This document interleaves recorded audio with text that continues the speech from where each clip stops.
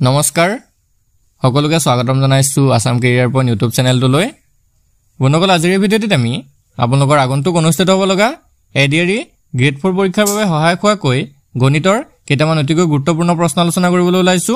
আৰু এই প্ৰশ্নকেইটা কিছুমান ইম্পৰ্টেন্ট ট্ৰিক্স লগতে কিছুমান ফৰ্মুলাৰ সৈতে আপোনালোকক কৰাই দিবলৈ চেষ্টা কৰিম যাতে আপোনালোকৰ এক্সামত গৈ কোনো খেলিমেলি নহয় আৰু আপোনালোকে এনে ধৰণৰ প্ৰশ্ন যদি আহে খুব সোনকালে কৰি থৈব পাৰে তো বলক দেৰি নকৰাকৈ প্ৰশ্নসমূহ আলোচনা কৰো ফাৰ্স্ট কোৱেশ্চনটো দিছে যদি x/2 সমান y/3 সমান z/5 হয় তেন্তে x + y - z divided by x minus y plus z or মান কিমান if x/2 is equal y/3 is equal z/5 then what is the value of x plus y minus z divided by x minus y plus z তো চাওক এনেকুৱা ধৰণৰ প্ৰশ্নবিলাক কিন্তু আপোনালোকৰ পৰীক্ষাত আহে ভালদৰে চাই লব তো কি কৈছে চাওক x/2 আমাক দিয়া আছে সমান y/3 দিয়া আছে সমান z/5 আমাক দিয়া আছে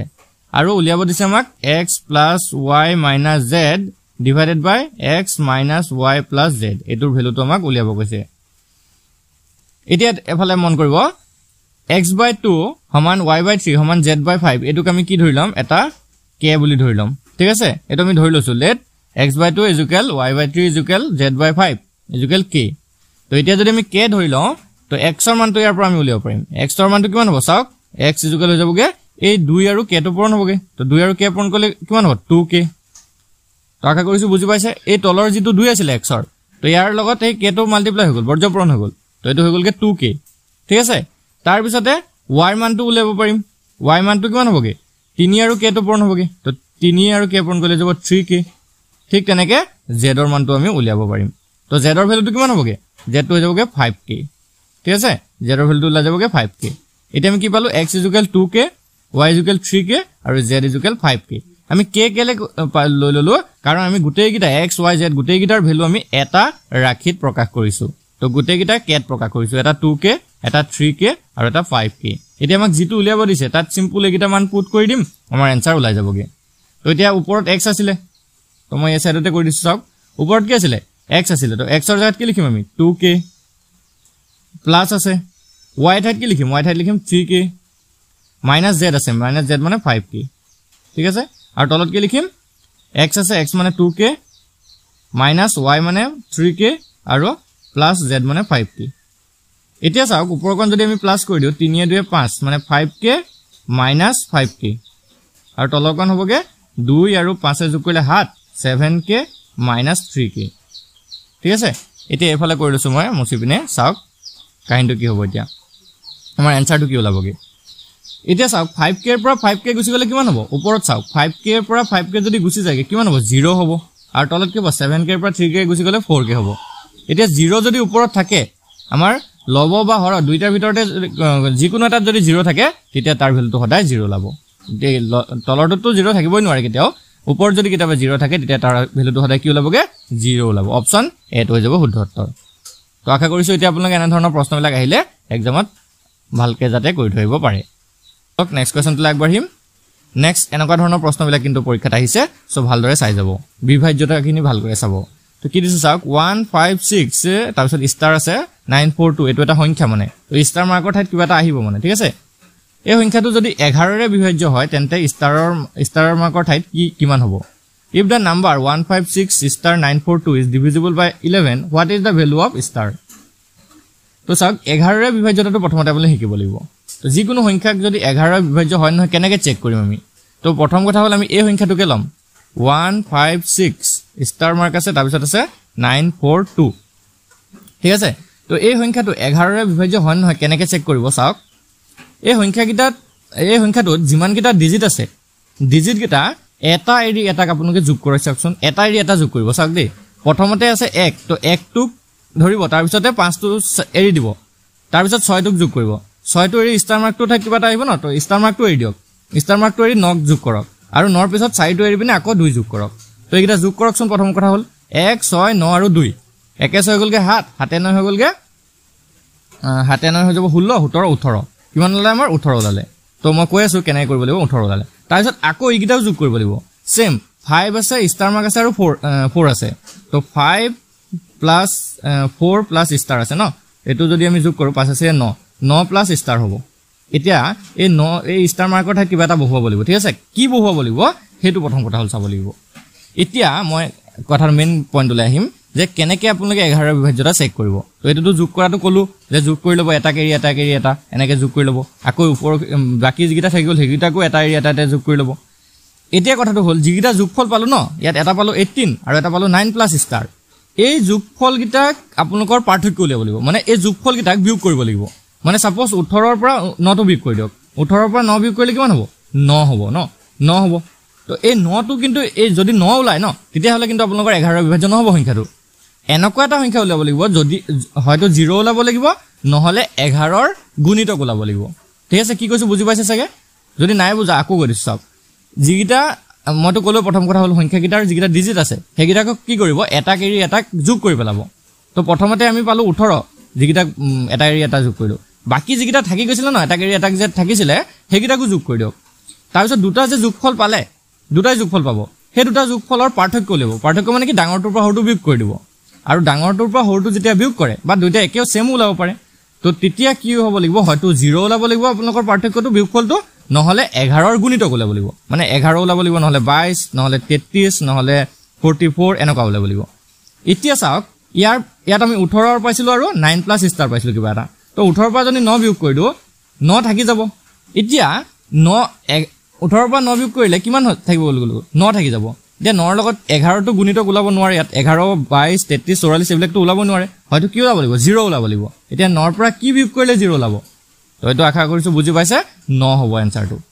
চাওক অপচন ডিত আছে তো অপচন ডিটো হৈ যাবগে কাৰেক্ট এনসাৰ মই আপোনালোকক এতিয়া এটো বুজাই দিছো 9 দিলে কেনেকৈ আপোনালোকৰ এটো 0 ওলাব ঠিক আছে ভালদৰে চাই যাব কিন্তু আপোনালোকে কনফিউজ নহব ইয়াত বুজাবলৈ আমি টাইম লৈছো কাৰণ আপোনালোকে বুজি নাপাব বস্তুটো 11 ৰ বিভাজ্যতাটো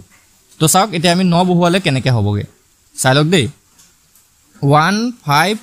6 তো স্টাৰ মাৰ্কৰ ঠাইত আমি 9 বহুৱাই দিম ঠিক আছে 9 তাৰ পিছত আকৌ 9 তাৰপা 4 2 এতিয়া মই কি কৈছিলো এটা এৰি এটা যোগ কৰি দিয়ক তো প্ৰথমতে আমি 1 যোগ কৰিম 1 ৰ লগত 6 6 ৰ লগত 9 9 ৰ লগত 2 তো যোগ কৰিছোন 1 6 হৈ গলগে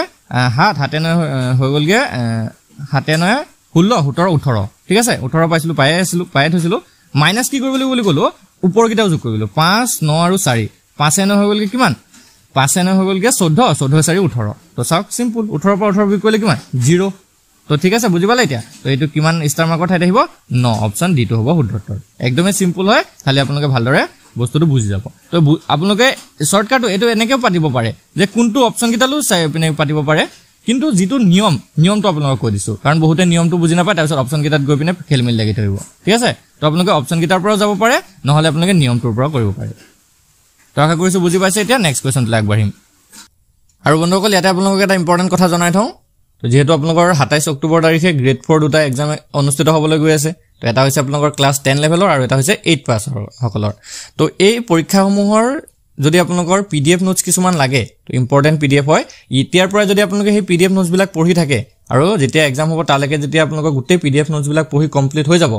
তো আপোনালোকৰ কিন্তু এটা ভাল ৰিজাল্ট হোৱাৰ আশা আছে সো আপোনালোকৰ যদি পিডিএফ নোটছ বিলাক লাগে বহুত কমন পৰিব গোটেইখিনি চালে তো আপোনালোকৰ যদি লাগে এই আমাৰ হোৱাটছআপ নম্বৰ এটা আছে স্ক্ৰিনত হোৱাটছআপ নম্বৰটো থাকিব তাত আমাক এটা মেছেজ কৰিব আৰু এই পিডিএফ নোটছ বিলাক আপোনালোকে লৈ ল'ব তো বহুত ইম্পৰ্টেন্ট হয় আৰু এইবিলাক ইতিয়াৰ পৰা পঢ়ি থাকক আপোনালোকে তাৰ পিছত কিন্তু এক্সামৰ আগত যদি পঢ়িবলৈ লয় তেতিয়া কিন্তু আপোনালোকৰ যেটো কোৰ্স আছে সেইটো কমপ্লিট নহব যেটো পিডিএফ বহুত কোৱেশ্চন আছে মানে তাত 5000 তকৈ বেছি কোৱেশ্চন আছে তো গোটেই বস্তুবিলাক পঢ়ি চাব আৰু থিওৰি বেসিছটো আছে তো আপোনালোকৰ যদি লাগে স্ক্ৰিনত থকা নম্বৰটো আমাক হোৱাটছআপত মেছেজ কৰি এই নোটছ বিলাক লৈ ল'ব নেক্সট কোৱেশ্চনটো কি দিছে চাওক a tank is filled with water from 12 buckets and each bucket has a capacity of 13.5 liter how many bucket of 9 liter capacity can fill this tank এটা ট্যাঙ্কিত 12টা বালতি ভৰুৱা হয় আৰু প্ৰতিটো বালতিৰ ক্ষমতা হৈছে 13.5 লিটাৰ এই ট্যাঙ্কিত 9 লিটাৰ ক্ষমতাৰ কিমান বালতি ভৰাই ল'ব পাৰিব তো চাওক এনেকুৱা এটা ট্যাঙ্কি ধৰক বাকেট ট্যাঙ্কি আমি জানো সকলোৰে ঘৰত থাকে তো সেই ট্যাঙ্কিটোত কি কৰা হয় 12 বালতি পানী জুৰে ঠিক আছে এনেকুৱা ধৰক যে 12 বালতি পানী জুৰে আৰু প্ৰতিটো বালতিৰ যেটো ধাৰকত্ব বা ক্ষমতা হেতু হৈছে 13.5 লিটাৰ ঠিক আছে প্ৰথম কথা হল আমি ট্যাঙ্কিৰ ক্ষমতাটো উলিয়াম ঠিক আছে বেছি দেৰি নকৰিম লগে লগে আমি ট্যাঙ্কিৰ ক্ষমতাটো উলিয়াম তো টোটাল যেটো ট্যাঙ্কিৰ ক্ষমতা হ'ব টোটাল হেতু হৈ যাব কি 12 পূৰণ 13.5 কেলে কাৰণ 12 বালতি পানী জুৰে আৰু এক বালতি পানী 13.5 লিটাৰকে হয় এক বালতি পানীত তো সিম্পল এটা পূৰণ কৰি দিয়ক আৰু এটা যদি পূৰণ কৰে ইয়াৰ ভ্যালুটো ওলাই যাবগে 162 লিটাৰ ঠিক আছে 162 লিটাৰ এটা টেংকিটোৰ ধাৰকত্ব আমি গম পাই গলো 162 লিটাৰ এতিয়া কৈছিলে 9 লিটাৰ ক্ষমতাৰ কিমান বালতি ভৰাই দিব পাৰিব তো সিম্পল 162 ক হেৰি ডিভাইড কৰি দিয়ক 9 যদি কাটে আপোনালোকে এটো হৈ যাব 18 বাৰ 18 অপচন কোনটোত আছে চাওক অপচন বি টোত আছে তো বি টো হৈ যাব শুদ্ধ একদমই সিম্পল হয় আপোনালোকে কৰিব পাৰিব তো বলক নেক্সট কোৱেশ্চনটো আগবাঢ়িম তো এনেকুৱা ধৰণৰ প্ৰশ্নটো আপোনালোকৰ আহি যায় ৰুট ওভাৰৰ ভিতৰত 5 আছে প্লাস আকৌ ৰুট ওভাৰৰ ভিতৰত 11 আকৌ ৰুট ওভাৰৰ ভিতৰত 19 প্লাস আকৌ ৰুট ওভাৰৰ ভিতৰত 29 আকৌ ৰুট ওভাৰৰ ভিতৰত 49 আছে তো আপোনালোকে দেখিলে প্ৰশ্নটো ভাবিব যে এটো কি প্ৰশ্ন আহিছে এটো আমি স্কিপ কৰি দিম বেলেগ প্ৰশ্ন কৰিম তো একেবাৰে ভয় নাখাব একদম ইজি প্ৰশ্ন হয় আপোনালোকে এই ফালৰ পৰা যে আছে বাও ফালৰ পৰা কৰিবলৈ চেষ্টা নকৰিব কেতিয়াও আপোনালোকে উত্তৰ কেতিয়াও উলাব নোৱাৰিব তো কি কৰিব লাগিব আপোনালোকে হু ফালৰ পৰা আহিব লাগিব কৰিবেনে কাৰণ দিত আছে চাওক 49 দিত আছে তো আমি জানো ৰুট ওভাৰৰ ভিতৰত যদি 49 থাকে তাৰ ভ্যালুটো কিমান হয় 7 গুণ 49 হয় তো 7 ৰ পৰা আমি কৰি আহি থাকিম ঠিক আছে তো মই এটো ৰুট ওভাৰটো আতৰাছোন তো 49 ৰ জায়গাত কি লিখিম আমি 7 লিখিম 7 ৰ লগত কি যোগ হ'ব এতিয়া 29 হ'ব তো এটো হৈ গলগে 29 + 7 আকৌ এইখিনি মই লিখিন থাকো আৰু লিখিবলৈ আমাৰ হেৰি হ'ব 29 + 7 মানে কিমান 29 + 7 মানে √36 এটা √36 মানে কি 6 এটো আমি জানো তো এতিয়া সিম্পল আমি 19 ৰ লগত 6 যোগ কৰিম ঠিক আছে কি কৰিম 19 ৰ লগত 6 যোগ কৰিম √19 + 6 আৰু 19 ৰ লগত 6 যোগ কৰিলে কিমান হ'ব √25 আৰু √25 মানে আমি জানো √25 মানে কিমান √25 মানে আছে 5 ঠিক আছে এতিয়া সিম্পল 11 ৰ লগত যোগ কৰিম √11 যোগ 5 আৰু 11 ৰ লগত যদি 5 যোগ কৰো √16 ৰ মানো আমি জানো এটো হৈছে 4 এতিয়া 4 ৰ লগত সিম্পল আমি 5 যোগ কৰিম তো এতিয়া আশা কৰিছো বুজি পাইছে সকলো একদমই সিম্পল হয় তো আপোনালোকে সকলো বস্তু ভয় নাখাব খালি তো আপোনালোকে খালি মনত ৰাখিব কেনেকৈ নিয়মটো আছিল তো এতিয়া সিম্পল √5 ৰ লগত কি যোগ 5 ৰ লগত কি যোগ কৰিম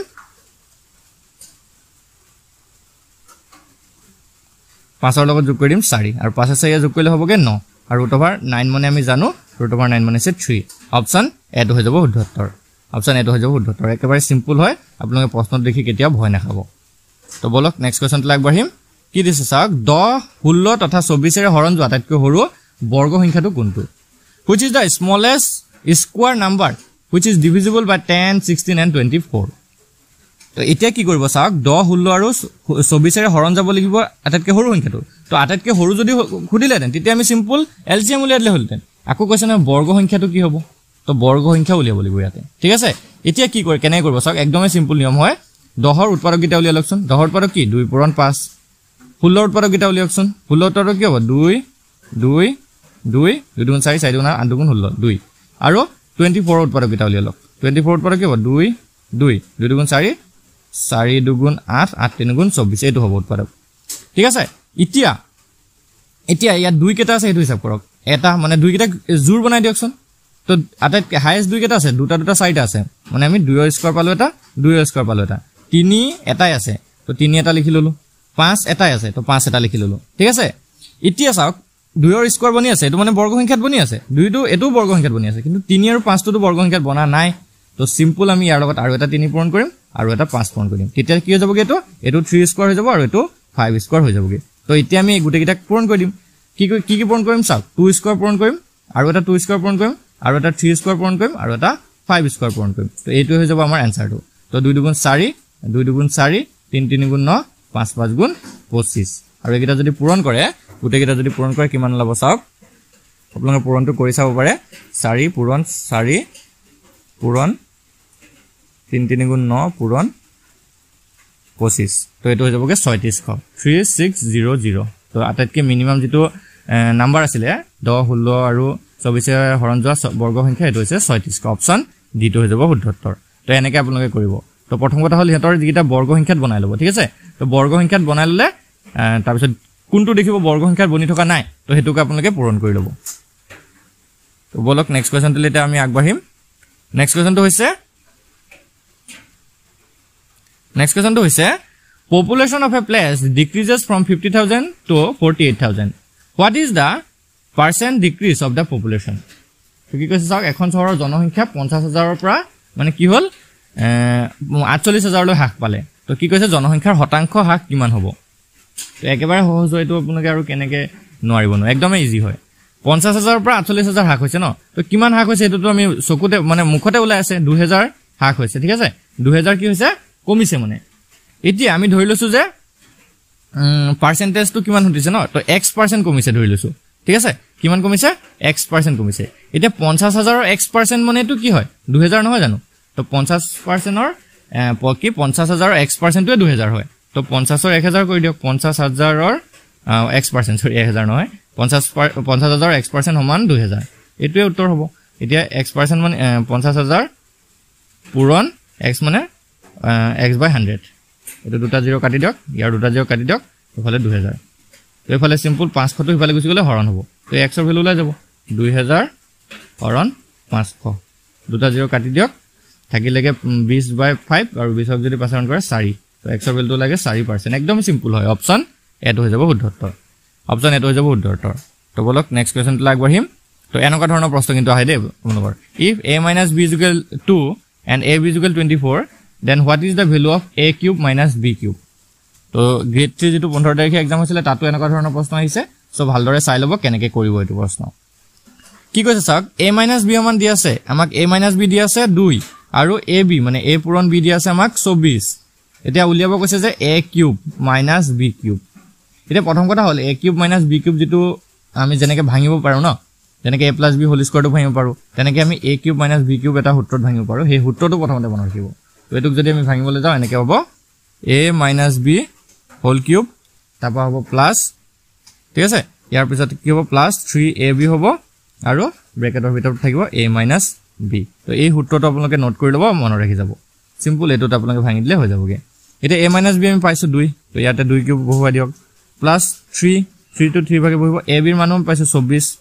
আৰু a - b ৰ মান আমি পাইছো কি 2 তো সিম্পল এটা পূৰণ কৰি দিয়ক 2 কিউব মানে 8 3 24 আৰু 2 যদি পূৰণ কৰো এটো হৈ যাবগে 3 পূৰণ 24 কৰিলে 48 এতিয়া যদি এটো 8 + 3 * 48 যদি কৰো 144 আৰু এটোটা যদি প্লাস কৰি দিয়ে 8 + 144 তেতিয়া হৈ যাবগে এটো 152 হৈ যাব आंसर অপচন ডি টো হ'ব শুদ্ধ উত্তৰ একদমই সিম্পল হয় আপোনালোকে ভালদৰে খালি চাই যাব আৰু যিবিলাক ফৰ্মুলা আছিল ন যিবিলাক ক্লাস 10 লেভেলৰ বা 11 12 তো আপোনালোকৰ নাই মেথছ তো সকলো নাছিলে তো ক্লাস 10 লেভেললৈকে যিখিনি আপোনালোকৰ ফৰ্মুলা পাইছিলে a + b whole square a - b whole square হেবিলাক অলপ আপোনালোকে পাৰিলে চাই যাব বেছি কাৰণ টান ইমান কোৱেশ্চনো নাহে আৰু আজি ভিডিওটো যদি আপোনালোকৰ বাবে ইনফৰমেটিভ লাগিছে যদি কোৱেশ্চন বিলাক বুজি পাইছে ভাল লাগিছে তেতিয়া হলে ভিডিওটো লাইক কৰি দিব চেনেলটো সাবস্ক্ৰাইব কৰি ল'ব আৰু কাষত থকা বেল আইকনটো দবাই দিব ধন্যবাদ